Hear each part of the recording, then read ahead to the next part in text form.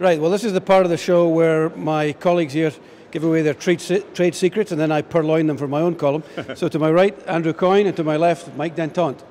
Mr. Coyne, what are you going to write about? I'm less displeased by this one than I usually am. I think in the broad strokes they've got a good story to tell. They have something approximating a balanced budget. They've done that through spending restraint over many years. I like the fact that they followed through with some of their long ago election promises from the last election in terms of not only the balanced budget but the income splitting and the tax-free savings accounts.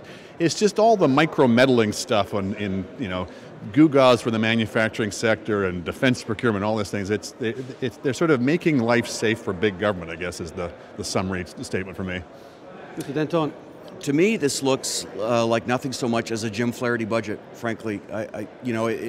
It has Jim Flaherty's spirit and hand all over it, even though it was done by Joe Oliver, in the sense that, it really marks a return by the Conservatives, I think, to the centrist ground where they've had most of their electoral success.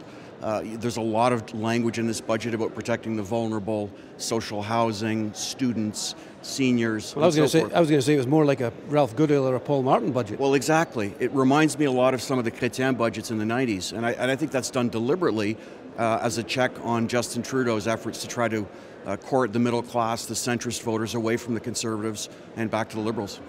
And the thing that struck me was that the title in big glaring letters talked about strong leadership and balanced budget. Yes. And it is a balanced budget, but it did not balance itself, clearly.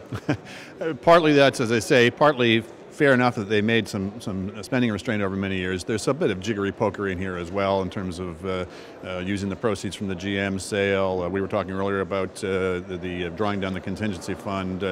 But the numbers are so small. I mean, when you're talking about a $2 trillion economy, whether you're $2 billion to the surplus or $2 billion to deficit doesn't really matter. The broad trend has been they brought that very large deficit they ran back in 2009 back down to zero. It took them longer than I would have liked, but progress is good.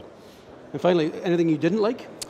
I don't like the fact that they're devoting only $200 million to Aboriginal education over 5 years. It seems to me like a pittance given the level of Aboriginal of underfunding in Aboriginal education, and it's also notable to me that really there's no discussion at all, again, of climate change.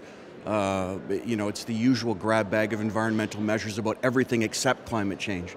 And that surprises me a little bit. I thought there'd be a bit more effort done on that front. Okay. Thanks, guys.